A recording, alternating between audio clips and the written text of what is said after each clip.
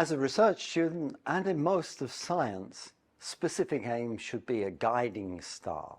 This video is the fifth in a series on beginning a PhD. Previous ones have talked about the importance of the problem and having a hypothesis about having to solve that problem. These are two very difficult steps at the very beginning of any research project. After that, slightly easier, is devising methods to test the hypothesis, and then a set of milestones, quantifiable goals that will be reached in solving the problem, testing the hypothesis. All this comes together in the specific aims.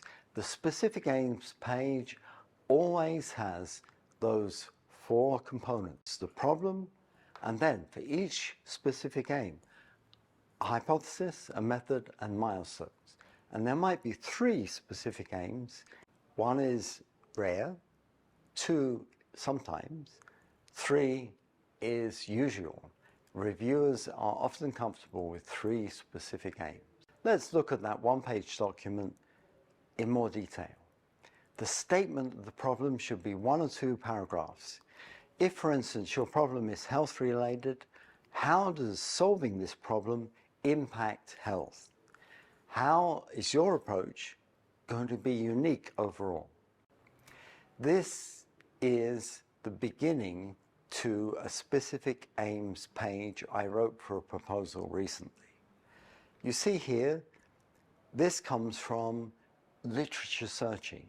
And I've talked in a previous video about forming a scientific second brain, using a scientific database, collecting references in an organized way in your database, and then going through them and summarizing them.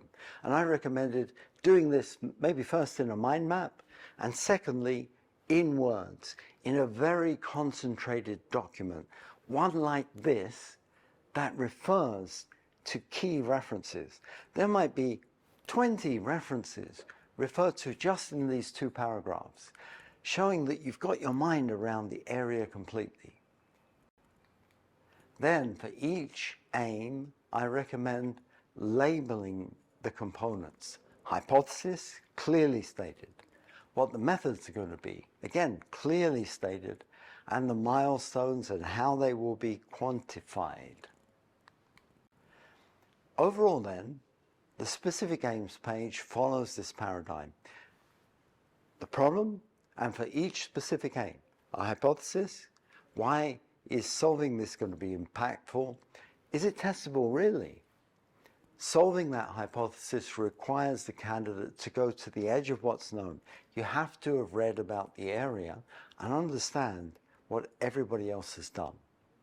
Then for the method, do you understand each technique? How available are they to you?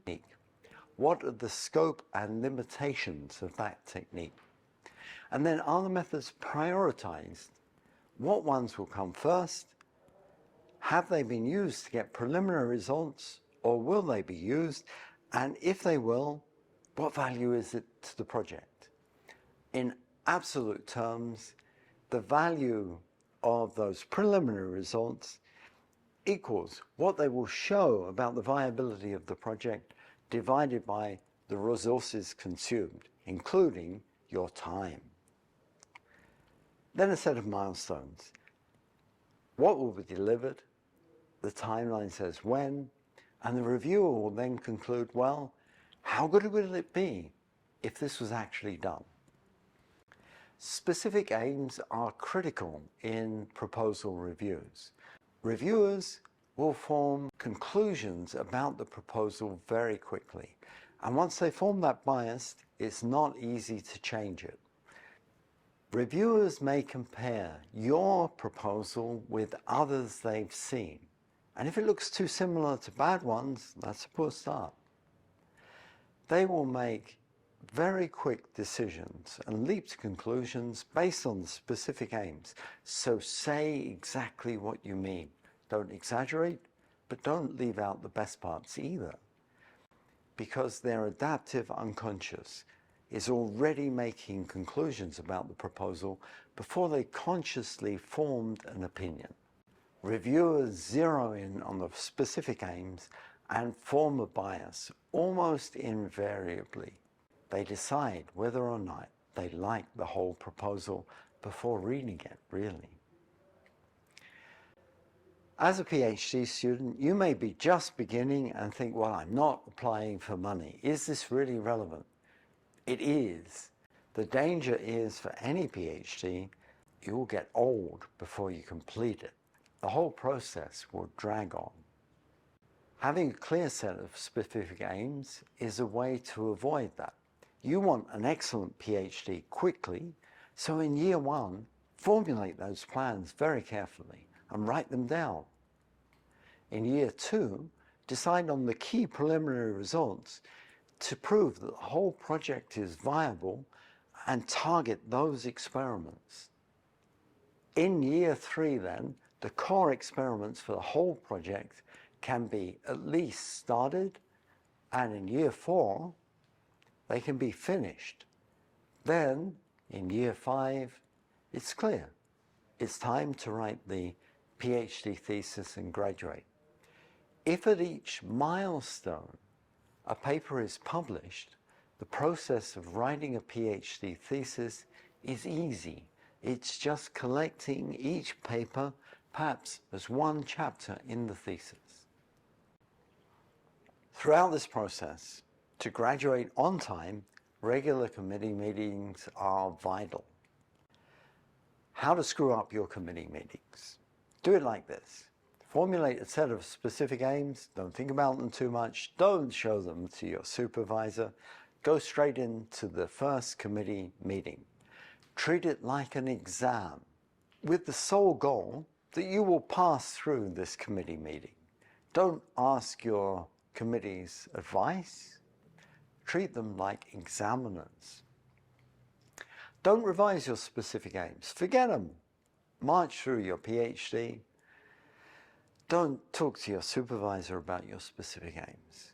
And then meet at the end of what you think should be your graduation time, expecting to get a PhD. That happens so often. It's much better to do it the other way. Agree with your advisor very carefully on a set of specific aims. Perhaps even send that one page to your committee just before the committee meeting and ask them if they have any feedback by email before you go into the meeting.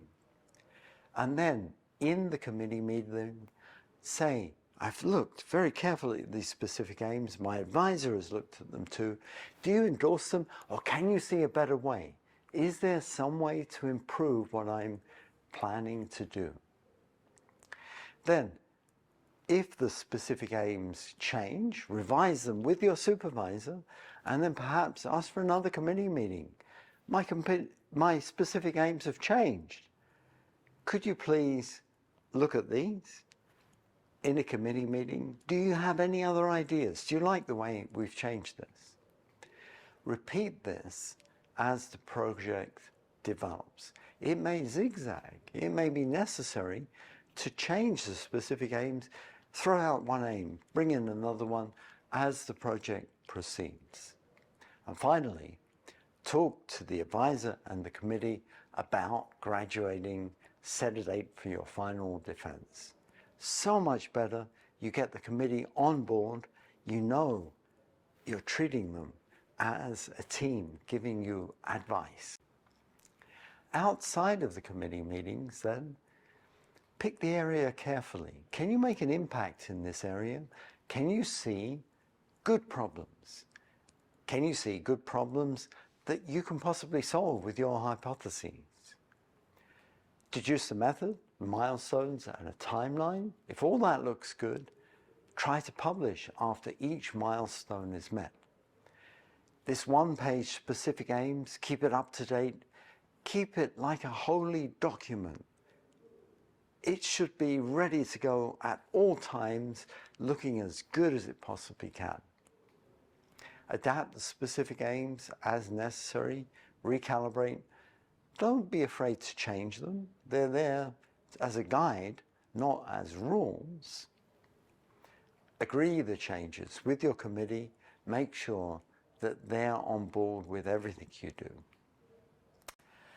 Thank you for listening once again. I hope you've enjoyed this series. The links to all the other videos are in the description below. My trip to Malaysia, where this video was filmed, was funded by the US-Malaysia Exchange Program, specifically by the Malaysian American Commission on Educational Exchange, MACE. I was hosted by the School of Pharmacy at the University of Malaya. They took very good care of me. Thank you very much. And I filmed this particular video in one of the recording facilities at the University of Malaya. Thank you for that. I have 3 books, workbooks on chemistry, 2 of them for sophomore organic, 1 for more advanced students, particularly those doing a degree in synthetic organic chemistry. I call that particular workbook Organic Chemistry by Inquisition, number 1, General Reactions. It's available from my website, www.byinquisition.org. It has all the answers in that workbook. It's also available from Amazon.com. Thank you very much again for listening to me. Bye-bye.